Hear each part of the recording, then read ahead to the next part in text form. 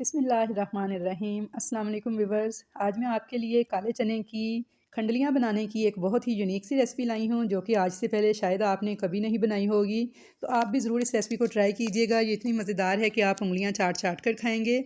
आपका बार बार खाने को दिल करेगा। बहुत ही मज़ेदार सालन बनता है और आप देख सकते हैं कि काले चने से हमने ये मज़ेदार सा सालन बनाया है। कोई भी पहचान नहीं पाएगा कि आपने काले चने से ये खंडलियाँ तैयार की हैं। ये सालन बहुत ही मज़ेदार होने के साथ साथ बहुत ही ज़्यादा हेल्दी भी है। तो इस सालन का ज़रूर इस्तेमाल आपको हफ़्ते में एक बार करना चाहिए क्योंकि काले चने इंतहाई सेहत बख्श होते हैं हमारे लिए। तो यहाँ मैंने देखें 1 पाव काले चने लिए हैं।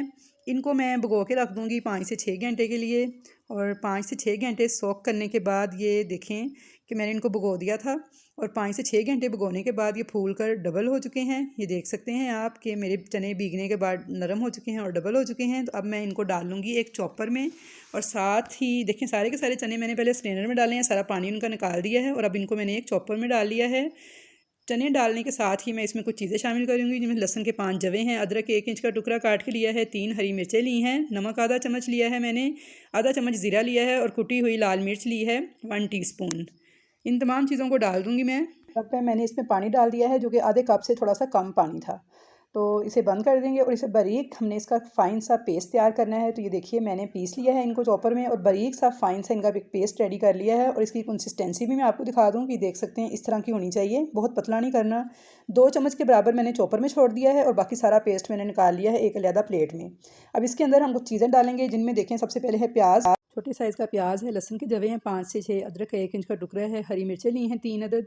इन तमाम चीज़ों को इन 2 चम्मच चने के साथ पीस के एक पेस्ट तैयार कर लेंगे। तो साथ ही देखिए मैंने आधा कप ऑयल लिया है, इसमें हम सालन पकाना शुरू कर रहे हैं। तो इसके अंदर मैंने डाल दिया है वो पेस्ट जो कि हमने 2 चम्मच चने के साथ तैयार किया है। तो इसको हम लगातार चम्मच चलाते हुए पकाएंगे गोल्डन कलर आने तक, क्योंकि हमने इसमें चने भी ऐड किए हैं पिसे हुए तो ये नीचे लगेंगे। तो इसलिए आपने इसको लगातार चम्मच चलाते हुए पकाना है जब तक कि इसका कलर जो है लाइट सा गोल्डन नहीं हो जाता। 3 से 4 मिनट लगेंगे। तो ये देखिए 3 से 4 मिनट मैंने इसे भूनते हुए पका लिया था, इसका कलर लाइट सा गोल्डन हुआ है। तो मैंने इसके अंदर टमाटर ऐड कर दिए हैं 2 मीडियम साइज़ के काट कर। अच्छी तरह से मिला लेंगे और साथ ही हम इसमें डाल देंगे मसाला जात। नमक हस्बे जायका डाला है, पिसी लाल मिर्च डाली है 1 चाय का चम्मच, हल्दी डाली है 1/4 टीस्पून और धनिया पाउडर डाला है 1/2 टेबल स्पून। इन सबको अच्छी तरह भूनते हुए पकाएंगे। मिक्सी के जार में जो बचा हुआ बैटर था ना उसी में मैंने खंगाल के थोड़ा सा पानी देखिए आधे कप से थोड़ा सा कम पानी जो है मैंने इसमें ऐड किया है। इसे अच्छे से मिक्स कर लेंगे और बॉयल आने देंगे। तो अब यहाँ पे ना हम वो स्टेप करने वाले हैं जो शायद आपने आज से पहले कभी नहीं किया होगा। तो ये देखिए मैं आपको 3 किस्म की जालियाँ दिखा रही हूँ। दूध वाली जाली है, ये इस तरह की आप जाली ले सकते हैं जो हम सालन पे देते हैं, या फिर आप स्टीमर वाली जाली, कोई सी भी जाली जो आपके पास मौजूद हो आप यूज़ कर सकते हैं। मैं स्टीमर वाली यूज़ कर रही हूँ, मेरे पास ये थी। अगर ना हो तो आप सेंटर में कटोरी रख के ऊपर कोई सी भी जाली रख के तो आप ये काम कर सकते हैं। तो करना क्या है अब देखते हैं। ये स्टीमर की जाली को मैंने इसके ऊपर सेट कर दिया है मसाले के, और अब इसके ऊपर जो हमने पेस्ट रेडी किया था ना शुरू में चने का बारीक सा पीस कर, बहुत ही फ़ाइन पेस्ट आपने चॉपर में रेडी करना है, बिल्कुल बारीक सा। लेकिन इसकी कंसिस्टेंसी देखें इतनी गाढ़ी होनी चाहिए, यानी इसे पतला नहीं करना।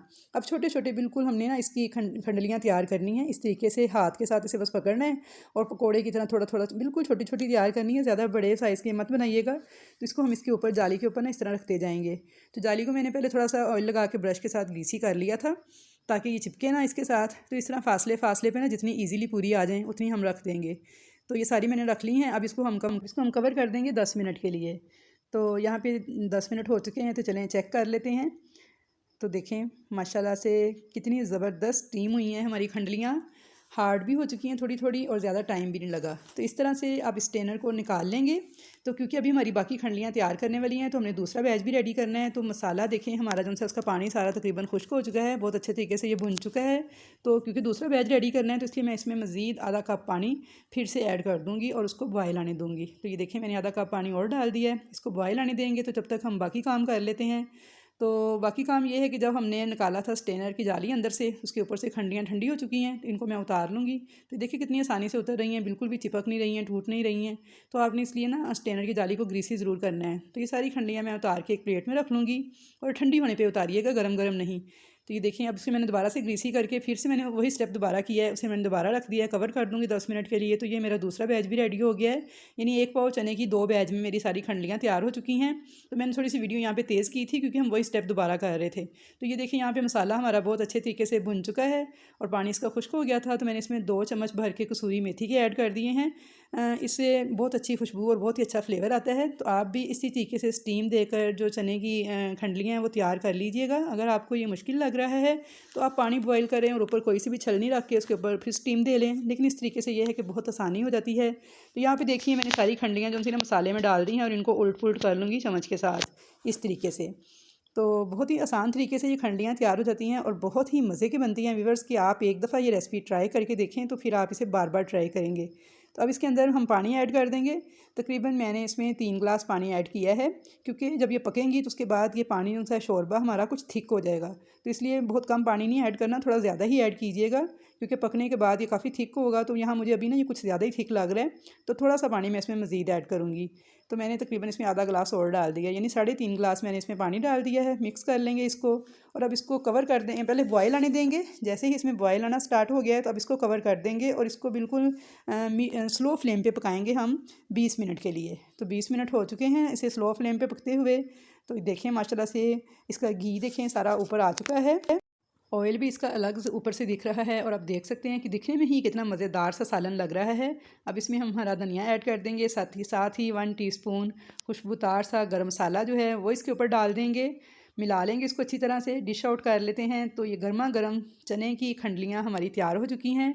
तो व्यूअर्स उम्मीद है कि आपको ये रेसिपी बहुत ज़्यादा पसंद आएगी। आप इसे नान के साथ, चावल के साथ या फिर चपाती के साथ खाने के लिए पेश करें।